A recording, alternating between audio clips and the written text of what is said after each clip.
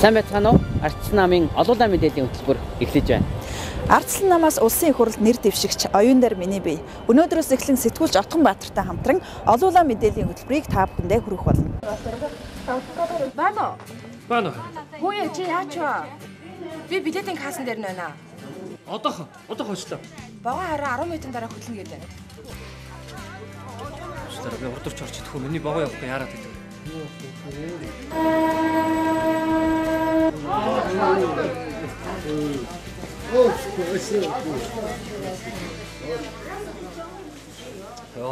Очрлсоо хэтлээ. Хамаг залуу нас дуусчих юм. За яах вэ миний найз дахиад богоо ирнэ шүү дээ. Хөгжлийн гал тэргэндээ амжиж суунаа. Хүн шиг амьдрий, улс шиг хөгжий. Ардчилсан нам. Ардчилсан нам 2 жилийн туршид улс орон даяар Монгол хүн 2020 хилцүүлгийг хийж улс орны өмнө тулгамдаад байгаа гол асуудлууд дээр дүн шинжилгээ судалгаа хийсний үндсэн дээр Монгол улсаа хөгжүүлэх сонгуулийн мөрийн хөтөлбөрөө боловсруулан гаргасан билээ. Ардчилсан нам энэ удаагийн сонгуульд Монгол хүн гэсэн мөрийн хөтөлбөрт оролцож байгаа. Монгол хүн мөрийн хөтөлбөрт эх 4 жилд хийж хэрэгжүүлэх олон чухал асуудлууд тусгуулсан байгаа. Тэгвэл энэ удаагийн сонгуульд Өөрхангай аймагт Ардчилсан намаас нэр дэвшигч улсын их хурлын гишүүн Батбуу зоригтнаад иргэд сонгогчдойгоо уулзахдаа Монгол хүн гэсэн мөрийн хөтөлбөрөөр танилцуулж явна. Ардчилсан нам 2012 оны сонгуульд оролцохдоо мөрийн хөтөлбөрөөр ард иргэдийнхээ санал бодол тулгуурлан тэдний амьдралд тулгамдж байгаа асуудлыг шийдвэрлэх зорилгоор боловсруулжээ. 2 жилийн турш орон даяар Монгол хүн 2020 хилцүүлгийг зохион байгуулж гол асуудал дээр судалгаа дүгнэлт хийсний үндсэн дээр Монгол улсыг хөгжүүлэх бодлогыг тодорхойлон гаргасан байна. Тодорхойлбол Монгол хүн эрүүл сарвал, эвсэг чинээлэг, эрдэм боловсролтой, аюулгүй орчинтай ажилдаа орлоготой болох гол бодлогыг гаргажээ. Ардчилсан намын мөрийн хөтөлбөрт тусгагдсан бас нэг онцлог зорилт нь аймагуудын төвүүдийг хот болгон өргөжүүлэх явдал юм а. Зардалгүй автобусан суухгүй, ихтэй сургууль, ихтэй Улаанбаатарынхаас чанартай сургууль сурдаг тэр боломжийг бүрдүүлнэ. Та соёлын бүх үйлчлэгийг 10 хэрэг тавьдаг ийм боломжийг хар 20 тавьдаг боломжийг нээх гэж. Ингэж ард түмэндээ тэр бүх үйлчлэгийг ойртуулж ирэхгүй бол одоо яаж яана Улаанбаатар руу бүгдээрээ нүгээд зүүн хязгаар маань эзэнгүй болж байгааг та нар мэдчих. Ингээд Улаанбаатар бүглэрэл, төгжрэл бүх муухай юм тэнд байна. Одоо ингээд Монгол мал хөтөлбөр хэрэгжээд малчтын амьдрал сайжраад орлого сайжрахаар олон хүн малчин гэдэг албан тушаал мэрэгжил болохоор олон хүн нүүж ирнэ. Хөдөөд бизнес хөгжинэ, амьдрал цэцгэлнэ. Хөдөөд бүх төрлийн үйлчлэгээ хот байгуулагдаад ойртоод ирэхээр тэр хүмүүс Улаанбаатар заавал хүүхдээ сайн сургууль суулгах гэж амьдрах хэрэггүй бол. Ийм л боломж, ийм болцоог бид бүрдүүлэе гэж ажиллаж байгаамаа. Цаашлаад сумын төвүүдийг бүх үйлчлэгээ хангамжинд ойртсон жишг төв болгох нь эх 4 жилд хийх ажлуудын нэг гэж Ардчилсан нам дүгнэж байна. 100 сумын төвийг шинжлэх, инженерийн шугам сүлжээний асуудлыг шийдэх, өндөр хурдтай интернет, эрчим хүчний найдвартай сүлжээтэй байх гэгчлэн олон зорилт Ардчилсан намын мөрийн хөтөлбөрт бий. Мөн эрдэм боловсролтой Монгол иргэдийг төлөвшүүлэх зорилтыг онцлог учиртай. Монгол улсыг хөгжүүлэх эрдэм боловсролтой Монгол хүнийг төлөвшүүлэхдээ ирээдүйг болсон хүүхдүүдийнхээ бага насны боловсролоос эхэлж анхаарах талаар мөрийн хөтөлбөрт тусгажээ. Хүүхдүүд Улаанбаатар бусад хотуудад ихтэй сургуульд сурж байгаа. Харамсалтай нь бүгд чанартай боловсрол авч чадахгүй байгаа. Тэгэхээр бид нар энэ чанаргүй сургуулиудыг бол хаах бодлого явуулна. Эрс цөөлн ихтэй сургуулийн тог, их сургуулийн хотхон байгуулна. Дараагийн 4 жилд Монгол улсад багш, эмч, инженер гэдэг ийм 3 мэрэгжил онцгой чухал шаардлагатай байгаа. Та бүхэн ихтэй сургуульд одоо хүүхдээ явуулахдаа ийм мэрэгжлүүдийг тэгээ инженер чин дотроо салбараар маш олон болж хуваагдаж байгаа. Ийм чиглэлээр хүүхдүүдээ ихтэй сургуульд илсүүлвэл төгсөөд ажил олдох нь Энэчлэн Ардчилсан намын 2012 оны улсын их хурлын сонгуулийн мөрийн хөтөлбөрийг цувралаар хүргэх болно. Улсын их хурлд 10 дугаар тойргоос нэр дэвшиж Ардчилсан намаа төлөөлөн төрлөх нутагтаа ажиллаж байгаа Гаваагийн Батхүү Дасцэвгийн зоригтноор энэ өдөр Батүлзий сумын 1/4 дугаар багийн иргэдтэй инхүү уулзаж 500-аад иргэд сонгогчтой санал бодлоо солилцсон юм а. 22 жилийн турш хасуулаан байсан говь алтаачууд энэ удаа өнгөө өөрчлөх төлөвтэй байна. Тийм ээ, 22 жилийн туршид говь алтаачууд зөвхөн Монгол ардын хувьсгалт намыг сонгосоор ирсэн. Гэвч алс хязгаар нутгийн энэ аймагт амьдрал төдийлөн дээшилсэнгүй. Ядуурлын төвшнгөөрөө толгой зохиж, хөгжлийн төвшнгөөрөө сүүл мөшгөж байгаа алтаачууд энэ байдлаа оронгоор нь өөрчлөхийг хүсэж байна. Тиймээс говь алтаачууд явуулын хүнээр биш энэ удаад Ардчилсан намаас нэр дэвшиж байгаа нутгийн унганхүү ариун сангаараа ачааны хүндийг татуулахаар улсын их хурлд илгээнэ гэж байна. Улсын хурлын сонгуулийн 5 дугаар тойрог Говьалтай аймагт Арцан намаас нэр дэвшигч Ариун сан сонгуулийн сурчлагын нээлттэй хийлээ. Өөрчлөлтийг хүссэн олон түмний дуу хоолой мөн ард иргэдээ сонсох арчлын өргөөний нээлт давхцсан бэлгэсэлтэй сайхан өдөр алтайчууд нэгэнд орж чууллаа. За миний хувьд улсын хурлын сонгуул 5 дугаар тойрогт төрсөн нутагта нэр дэвшээд өнөөдөр сонгуулийнхаа ажлын гарааг эхэлж байна. Энэ ажлын гарааг эхэлж байгаа явцдаа олон хүмүүстэй уулзаж, ярилцаж, зөвлөлдөж энэ удаагийн сонгуулиар ямар ч байсан арчил ялах ёстой, Алтайд бай шин цаг өрн ирэх ёстой, Алтайд бай шудрах ёстой, тогтох ёстой, Алтайгаас мань хээл ахуус олдох ёстой, Алтайгаас хүнд суртал зайлах ёстой, шинэ бүтээн байгуулалт, шинэ хөгжил, шинэ өөрчлөл ирэх ёстой гэж үзэж энэ удаагийн сонгуульд нэрээ дэвшүүлж байгааг та бүхэн хүлээж аваарай. Би Говьалтайда альва нэгэн барилгын шав тавих гэж ирэхгүй. Шав тавих гэж ирээгүй. Би Алтайг өөдөн дотор хөгжилд хүргэх шинэ уламж олгохын төлөө ажиллах гэж ирж байгаа.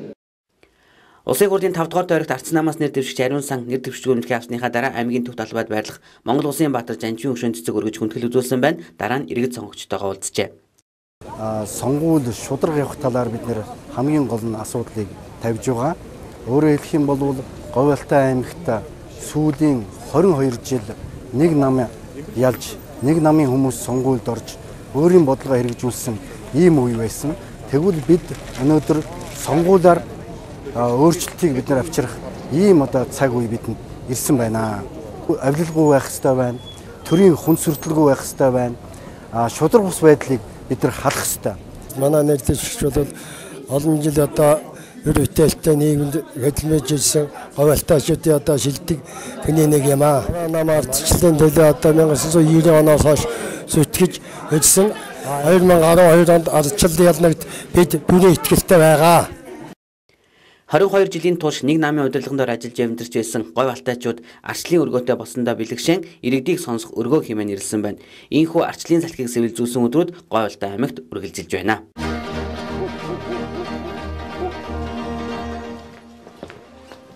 Та чинь хидтэй үлээ. За чи миний насаар яах нь вэ? Цаан чи аймгийн аврах шалгууруулах волейболын тэмцээн болох гээд тэгээ манай сумаас идэрчүүд ахмадуудын баг нь бүрдчихээ. Залуучуудын нь бүрддэггүй. Тэгээ хүн хайгаа явчих. Өө хөрхи тэгнэ.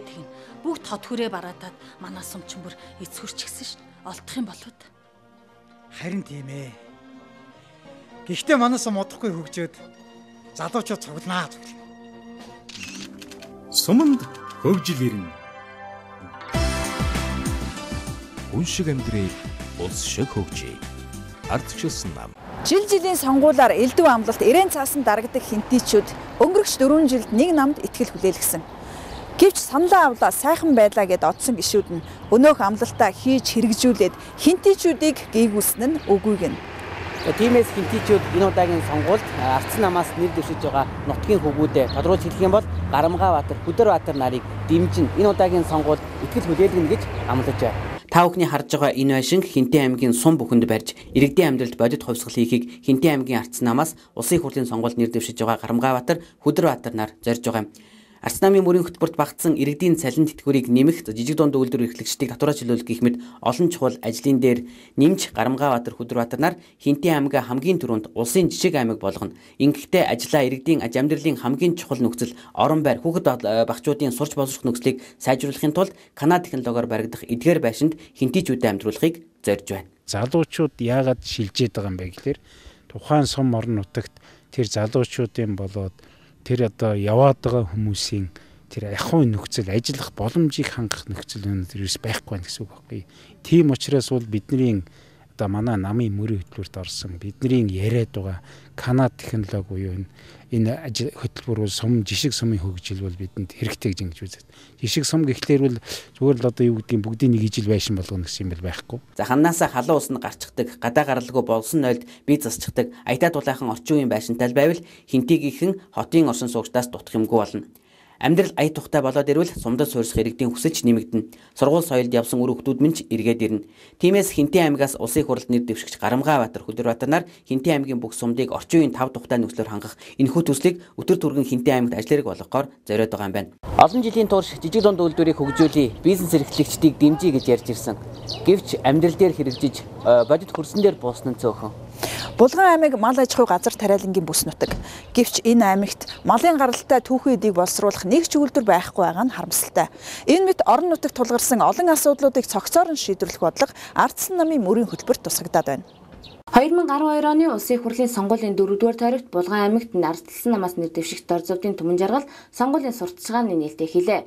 Тус аймагт нэр дэвшигч Түмэн жаргалын сонгуулийн нээлтэнд улсын их хурлын гишүүн Тэмүүж оролцсон юм. Тэрээр хариуцлагатай байдал шударга эсрэг тогтоох зайлшгүй шаардлага нийгмийн бүх салбарт байгааг хэлээд нийгмийг цэвэрлэх энэ ажил Ардсан нам шударгасны төлөөллөө болгож Түмэн жаргалыг Булган нутагт илгээж байна гэсэн юм а. Булган аймгийн тухайд дэд бүтэц зам харилцаа холбоо сайн хөгжсөн ч хүн амаа төвлөрүүлэх засаг захиргааны бодлого алдагдсанаар сүүлийн жилүүдэд шилжин явагчдын нэмэгцээр байгаа маа. Энэ нь манай аймагт тулгамдж байгаа хамгийн эмзэг асуудал гэдгийг Түмэн жаргалны дэвшигч онцолсон юм а. Маш эрчимтэй хурдцтай хөгжиж байна. Тэгэхээр уул уурхайн их том компаниуд одоо оюу толгой 5 толгойг таавах мэдж байгаа тийм ээ. Энэ компаниудын чинь туслан гүйцэтгэх үйл ажиллагааг гадаадын нэлийн компаниуд хийгээд байгаа маа. Манай Монголын аж ахуй нэгжүүд хийж чадах компанийг хийж чадах ажлыг гадны компаниуд нэлээд хийгээд байгаа маа. Арчилсан нам ялсан тохиолдолд энэ гадаадын Монголд үйл ажиллагаа явуулж байгаа компаниудыг Монголын аж ахуй нэгжтэй гэрээ байгуулж туслан гүйцэтгэгчээр ажилуулаа гэдэг хууль эрх зүйн орчинг хамгийн түрүүнд бүрдүүлнэ гэж. Ингэснээр бид нар орлоготой болно, ингэснээр бид нар ажилттай болно гэж үзэж байгаа. Булган аймаг мал аж ахуй газар тариалангийн бүс нутаг гэвч энд малын гаралтай нэгч боловсруулах үйлдвэр байдаггүй. Яг ийм бүтцийн гажуудлаас болж орон нутаг хөгжихгүй байгааг нутгийнхан хэлдэг. Нутаг орны нөөц баялгаас эцсийн бүтээгдэхүүн болгох тэр шат дамжлагыг тухайн орон нутагт суулгаад өгвөл хүн ам эдийн засгийн өсөлт аяндаа бий болно гэж нэр дэвшигч хэлж байна. Энэ мэт сум орон нутагт тулгамдж буй олон асуудлыг цогцоор нь шийдвэрлэх бодлого Ардсан намын мөрийн хөтөлбөрт багтсан байна. Нэр дэвшигч Түмэн жаргал Бүрэг хангаа орхон зэрэг сумдад сонгуулийн нээлттэй хийж иргэдтэй уулзаад байна. За Бүрэг хангаа сумын нутаг дэвсгэрт ашигт малтмалын 75 лицензийг олгосон байгааг нутгийн нийт олон эсэргүүцэж байгаагаа хэлж байгаа юм а.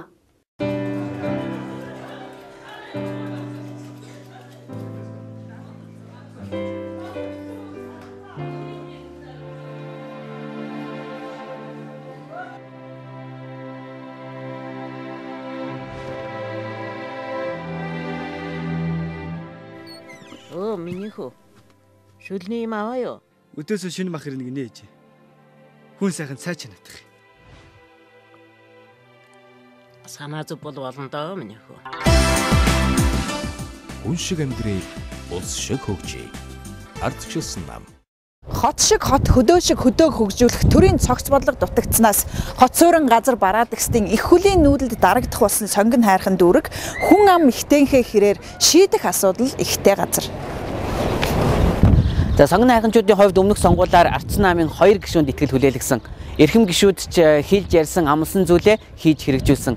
За тэгвэл энэ удаагийн Ардсан намын мөрийн хөтөлбөрт шинэ Улаанбаатар төслийн хүрээнд хот төлөвлөлтийг шинээр хийх, Улаанбаатар хотод 17 иж бүрэн хороол бий болгох гэд олон асуудал тусгагдсан.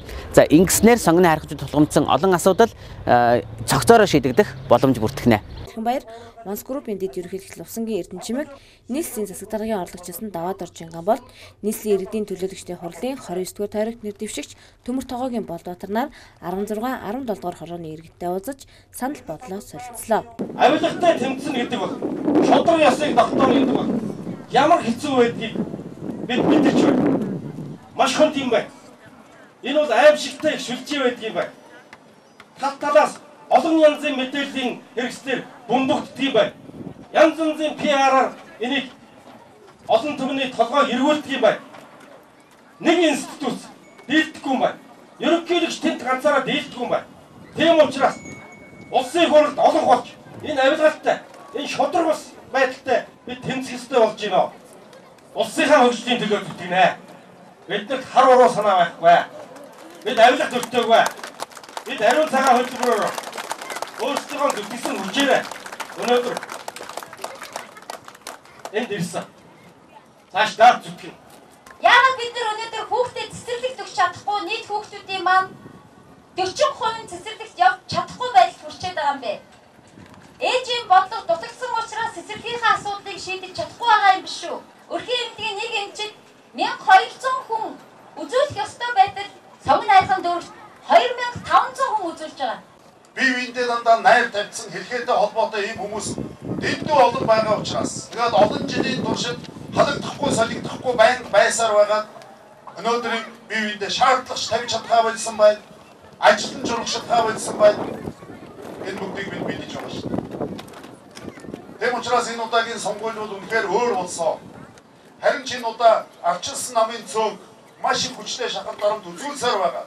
Сайн мууга дуудуулан сонгуулийн хуульд дөрж орууллаа.